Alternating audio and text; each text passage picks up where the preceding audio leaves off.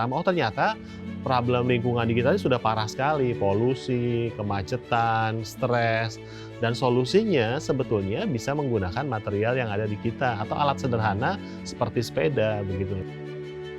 Take action, miracle happen, no action, nothing happen.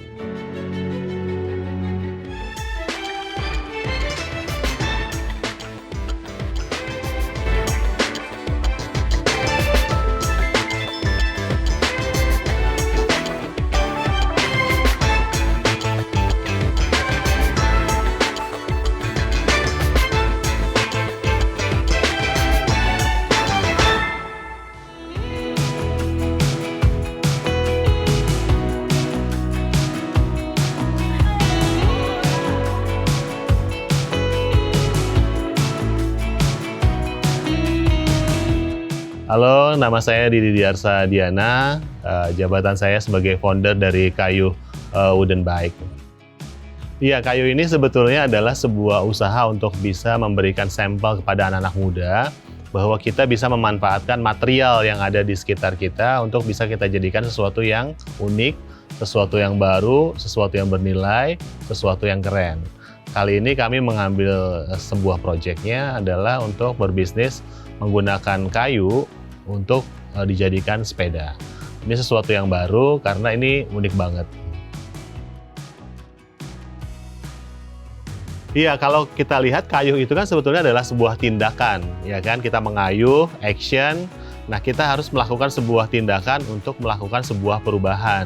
Nah, kayu sendiri adalah sebuah action dari kita untuk menyelamatkan bumi sebetulnya. Bagaimana kita bisa berkontribusi untuk menghasilkan sebuah produk-produk yang bisa menjaga kelestarian alam. Karena apa sepeda kita pilih? Karena memang itu adalah sebuah produk yang tidak mengeluarkan karbon dan bisa membantu manusia untuk bisa menggunakannya sebagai alat transportasi.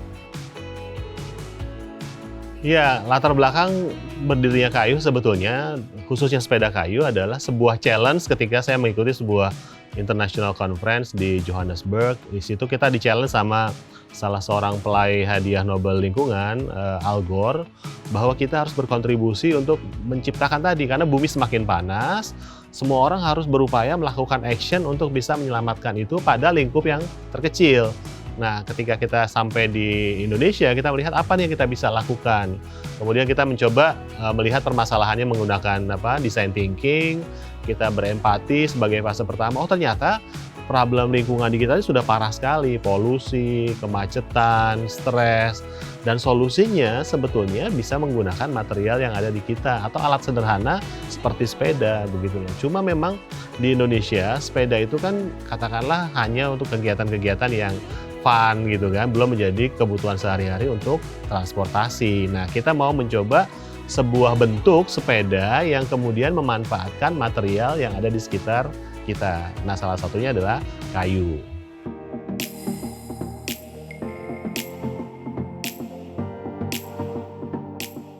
Ya, pastinya ketika kita melihat sebuah produk, ada kekurangan, ada kelebihan. Nah, materialnya ini sangat mudah didapatkan di sekitar kita karena kita menggunakan kayu karet sebagai salah satu materialnya. Kita punya unlimited resources, ya kan? Hampir 20 juta hektar di Indonesia perkebunan karetnya. Artinya kita mau bikin berapa miliar sepeda pun akan sangat mungkin gitu loh. Dan ini adalah teknologi yang sangat sederhana, menggunakan tangan, buatan anak-anak Indonesia, dan tidak mengeluarkan karbon sama sekali dalam proses pembuatannya. Bahkan defisit karbon gitu loh. Dan ini menjadi sesuatu yang menarik. Keunikannya yang lain adalah bentuknya bisa dibuat sedemikian rupa. Kalau kita melihat sepeda konvensional itu ya bentuknya seperti itu. Sejak zaman nenek moyang kita mungkin sepeda ya bentuknya seperti itu, triangle gitu kan. Nah, kita mencoba memberikan sebuah kesempatan untuk bisa bereksplorasi terhadap bentuk-bentuk yang ada. Dan ternyata kita menemukan it's quite amazing bahwa kayunya itu bisa dibending sedemikian rupa sehingga kita bisa menghasilkan bentuk-bentuk yang baru. Ada yang berbentuk Pulau Bali, ada yang berbentuk Monas, ada yang berbentuk kujang. Artinya semua bentuk akan bisa kita eksplorasi dan ini akan menambah kekayaan ragam bentuk-bentuk sepeda yang ada di dunia. Bahkan kita bisa berkontribusi kepada dunia bahwa dari Indonesia lahir bentuk-bentuk sepeda baru yang nggak pernah kebayang sama sekali karena mengambil dari nilai-nilai local wisdom-nya itu.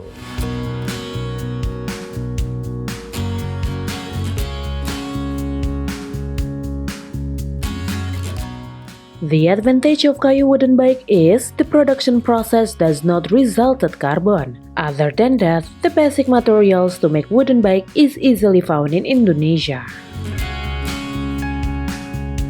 Pada awalnya saya buka bengkel sepeda. Dulu Pak Didi ini sebagai pelanggan juga. Lalu ya setelah itu ada sepeda kayu ini, ya saya ditarik oleh dia. Oh, yang buat saya bangga ya dari segi seninya dan keunikan bentuk sepedanya itu yang terbuat dari kayu itu.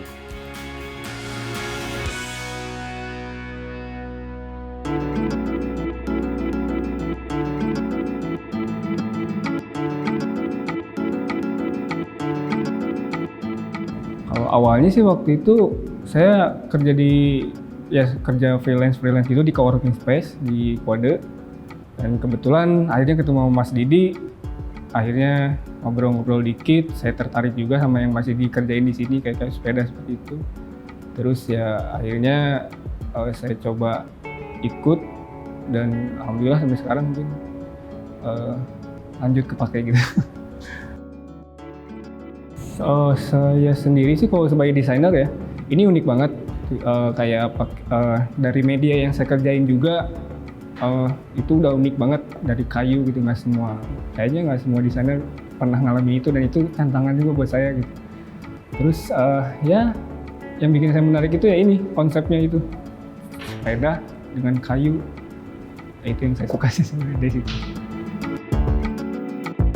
Kayu wooden bike is handmade. Of course, this opens opportunities for Indonesian crafters. According to Didi, if we become manufacturers, we become a superior nation, so we can solve our problems.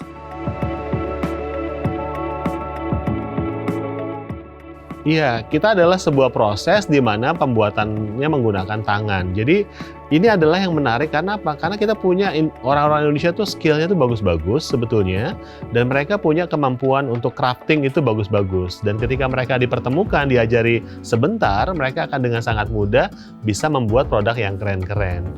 Kita punya skill untuk bisa membantu kita untuk bisa membuat sebuah prototyping sepeda. Dan ini ada sekitar 5 orang yang ada di kita, dan kita bantu menggunakan sosial media untuk proses pemasaran.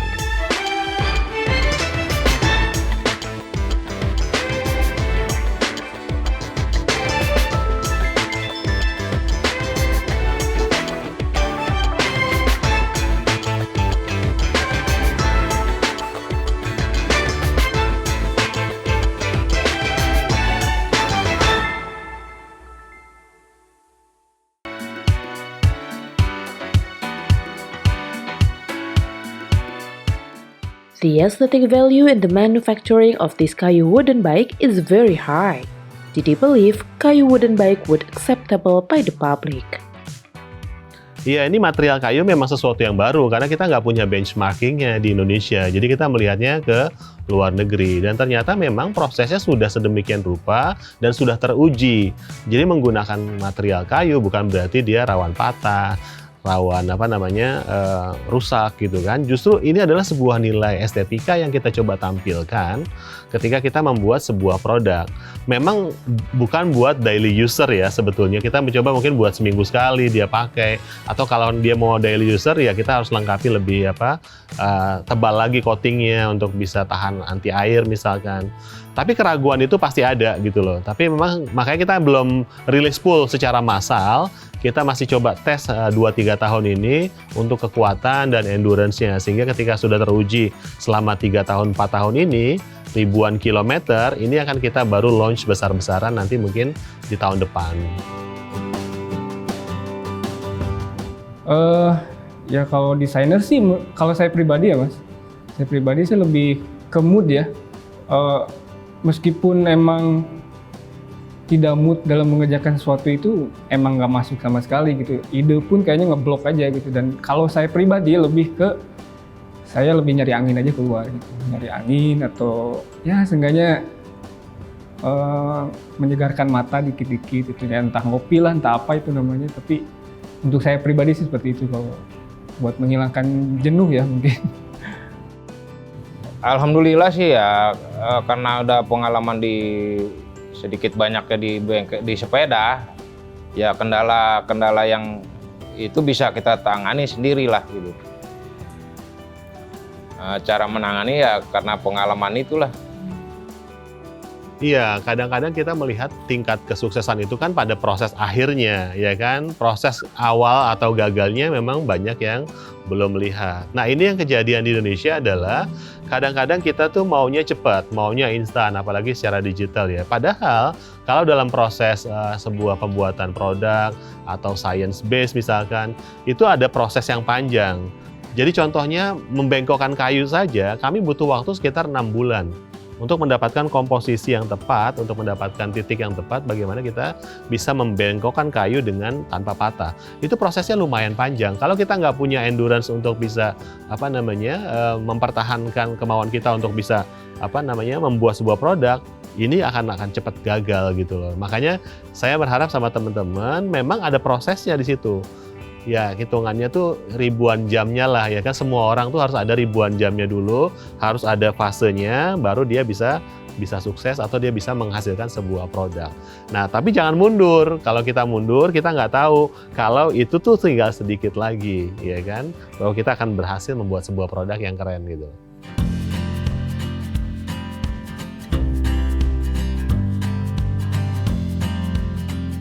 When starting construct kayu wooden bike, there was an unique incident. Accidentally, the production team makes a bike frame without connection. This is the beginning for Didi and the team build technique to make a bike frame without connection. Iya, dalam prosesnya kita menemukan banyak hal ya. Kita juga unik banget karena misalkan kayu itu kita di luar dugaan kita bisa membuat sebuah produk frame sepeda tanpa sambungan. Wow, it's amazing ya kan. Kita pikir nggak bakal bisa nih ya kan.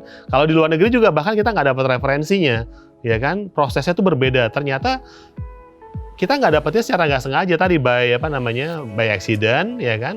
Ternyata tukang kita itu dia punya teknik kemampuan yang di luar dugaan kita gitu. Dia menemukan cara bahwa ini bisa loh dengan teknik kita sebutnya namanya teknik gulung benang ya kan. Sehingga tanpa sambungan seolah-olah. Makanya sepeda kita di beberapa model seperti yang frame Bali itu menjadi sepeda pertama kayu di dunia tanpa sambungan, full unibody gitu. Ini menjadi menarik sebetulnya dan itu idenya datang dari tukang kita yang tanpa sengaja gitu loh. Jadi ini menjadi sesuatu yang unik buat kita dan langsung kita bikinin patennya ya kan, kita langsung daftarin hakinya sehingga ini menjadi satu kekayaan masyarakat Indonesia nanti ke depannya.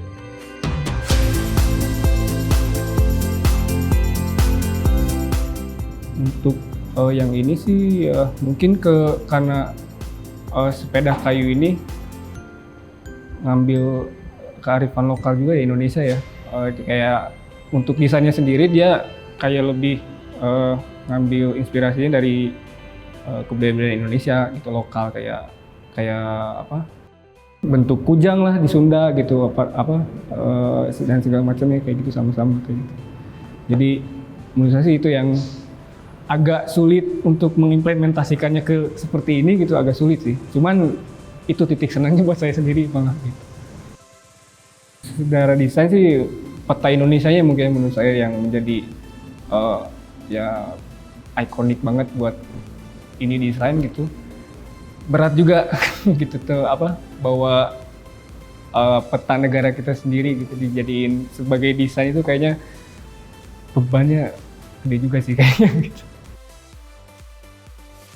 Ya ini banyak pertanyaan ketika menggunakan kayu, pastinya jadi material yang takutnya merusak alam gitu kan. Nah, kayu karet yang kita gunakan dari hasil perkebunan ya sebetulnya. Jadi dia sudah tua dan sudah tidak menghasilkan getah karet lagi dan dia akan di replanting. Nah, prosesnya kayu-kayu yang tua ini biasanya ya tidak termanfaatkan dengan baik. Nah, kami hadir untuk bisa memanfaatkan produk-produk material mentah tadi menjadi sepedanya. Jadi nggak usah khawatir. Justru malah kita membantu untuk bisa menyelamatkan kayu-kayu itu karena selama ini pemanfaatannya kurang optimal.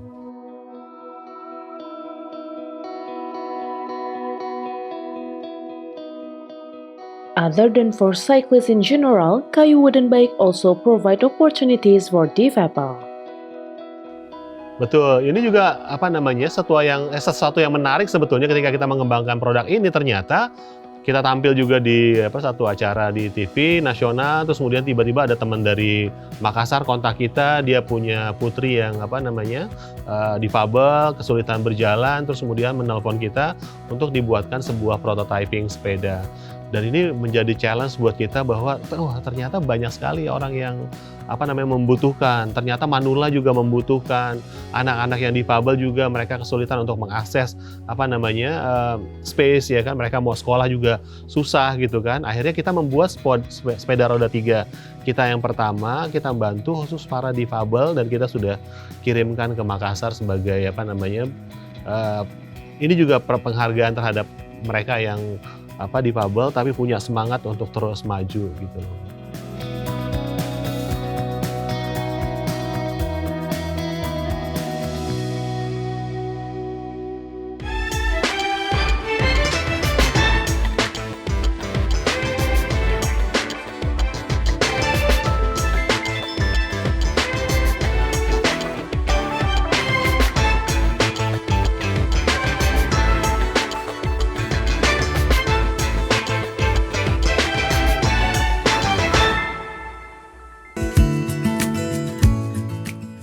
So far, the response of kayu wooden bike users are marvelous. Other than the unique shape, kayu wooden bike also maintains environmental conservation. Because kayu wooden bike doesn't create pollution on production process and when ride on. Ya, ini menjadi menarik ya, selama hampir 4 tahun kita berdiri dari proses riset awal, terus kemudian sudah mulai mengenalkan ke publik, sudah mulai juga publik tahu bahwa ada produk dari kayu wooden bike, terus kemudian kita melihat responnya juga lumayan bagus dari masyarakat, dan kita juga kaget karena memang ternyata akan banyak titik-titik yang nggak pernah keduga. Yang tadi misalkan ada teman-teman difabel yang minta kita untuk bisa dibuatkan trike-nya, sepeda roda 3-nya, ada teman-teman bisnis yang minta dibuatkan kargonya ya kan, dan terus kemudian kita bisa mengeksplorasi bentuk-bentuk local wisdom yang tadi di seluruh Indonesia kita bisa menjadikannya dalam bentuk frame sepeda tadi, dan ini akan terus kita eksplorasi ya kan, bekerja sama dengan artisan juga, kita membuat frame sepedanya itu di batik begitu kan. Jadi proses eksplorasinya nggak akan pernah berhenti nih, kita akan menemukan titik-titik baru karena memang akan ada bentuk-bentuk yang unik, produk-produk yang unik, material yang unik gitu loh. Dan ini akan terus jalan sampai mungkin kita siap untuk bisa launching besar-besaran. Ya, kita harus membuat sesuatu yang bisa membantu untuk menyelesaikan sebuah masalah. Jadi kalau kita membuat sebuah bisnis yang bisa menyelesaikan masalah, ini persis seperti startup, itu kita akan menjadi lebih berguna, merasa punya kepentingan untuk bisa menyelesaikan masalah itu sampai selesai, dan kemudian memberikan impact-nya lebih luas lagi kepada masyarakat baik secara bisnis maupun secara sosial. Dan kita harus punya satu reason yang kuat bahwa bisnis ini bukan hanya untuk kita meraih kesuksesan, tapi kita mampu memberikan kontribusi untuk peradaban, bahwa kita adalah generasi yang dilahirkan untuk bisa memberikan sesuatu terhadap peradaban ini sendiri.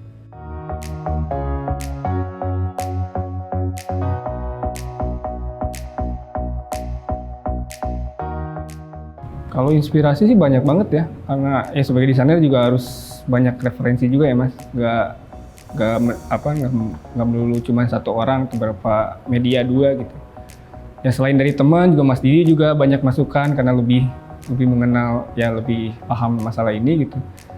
Terus kalau saya sih lebih banyak dari media kayak YouTube juga, tutorial gitu. Saya kan masih awam lah untuk si sepeda kayu ini gitu. Kayu bisa di gimana itu saya masih awam. Jadi saya cari di situ juga sih, YouTube, paling Instagram juga pasti.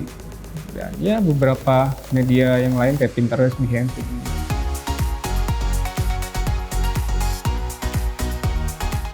Kadang kami juga sering diskusi ya tentang kesulitan-kesulitan dari bentuk-bentuk sepedanya, dari tingkat kesulitan tekukannya.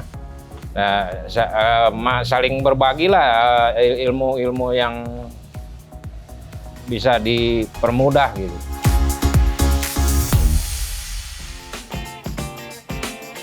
Iya, UKM di Indonesia ini memang sangat besar sekali ya, jumlahnya, terus kemudian juga kontribusinya untuk Indonesia. Cuma selama berkecimpung dengan mereka, berdiskusi dengan teman-teman semuanya, kita memang butuh teman-teman UMKM tuh punya growth mindset yang kuat, sehingga mereka bisa melakukan leverage untuk bisa scale up bisnisnya. Jadi sekarang memang kita bersyukur juga nih ada hikmah di balik pandemi ini, teman-teman sudah mulai mengerti tentang dunia marketing, digital marketing, kemampuan bisnisnya juga mulai bertambah, networknya sudah mulai semakin besar, dan kita berharap ke depannya teman-teman UMKM ini bisa menjadi sebuah kekuatan yang lebih real di masyarakat. Jadi untuk Mas Didi sih saya sukanya pembawaannya Mas, karena ya saya juga terbilangnya masih muda gitu. Dengan Mas Didi yang mungkin nggak terlalu jauh juga gitu. Cuman pembawaannya enak, saya juga jadi enak gitu. Jadi ngobrol pun enak, saya nggak segan untuk nanya dan bagi ide lah gitu, berbagi ide, sharing juga gitu. Jadi itu sih nyamannya sama Mas Didi yang karena saya. Nah, sedikit banyaknya saya ya suka menyontoh juga dari hasil kerja kerasnya Pak Didi ini gitu. Buat bahan semangat untuk kerja.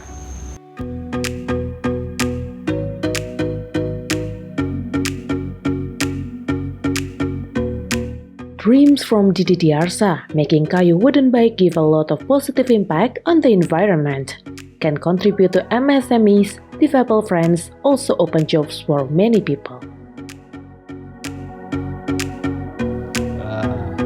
Kita nggak tahu ya, mimpi-mimpi kita nih kadang-kadang tadi kita memberikan impact yang kecil, yang kelihatannya sangat simpel membangun sebuah ide misalkan sepeda. Tapi ternyata kalau kita tarik kemanapun, itu akan punya semacam tentakel-tentakel yang bisa menyelesaikan banyak masalah di titik-titik yang lain. Dan itu kita sudah mulai menemukan itu. Dan kalau kita bisa melakukan sebuah perubahan-perubahan itu dalam lingkup yang lebih besar lagi, ini akan menjadi sangat menarik. Misalkan tadi kita kontribut ke transportasi, ya kan? Kita kontribut tadi bikin sepeda untuk para difabel, kita berkontribusi untuk bikin UMKM menggunakan kargo sehingga dia tidak terlalu mahal ketika membeli sebuah produk untuk transportasi atau alat angkutnya. Jadi akan sangat banyak titik-titik itu yang bisa diselesaikan. Jadi kalau di versinya beberapa teman-teman, sepeda itu adalah sebuah kesempurnaan desain untuk menyelesaikan masalah-masalah yang ada di seluruh dunia dengan sangat simpel sekali sebetulnya. Harapan saya ya biar agak sedikit majulah untuk memproduksi ke depannya gitu. Kalau untuk sepeda kayu sih saya berharapnya ini konsepnya menurut saya pribadi bagus banget dan sangat Indonesia banget gitu ya. Dan biasanya orang-orang luar tuh suka banget sama yang berbau Indonesia seperti ini gitu. Jadi saya harapannya sih ya ini bisa go internasional juga sama seperti saya gitu. Iya, saya percaya bahwa mungkin kita punya ribuan ide, ya kan? Teman-teman pasti punya ribuan ide. Tapi butuh waktu untuk kita bisa mengeksekusi ide itu dengan baik. Jadi saya menyarankan sama teman-teman dan pengalaman juga pribadi, ya kan? Kita harus segera memulai ide itu secepat mungkin. Karena kita percaya take action, miracle happen, no action, nothing happen.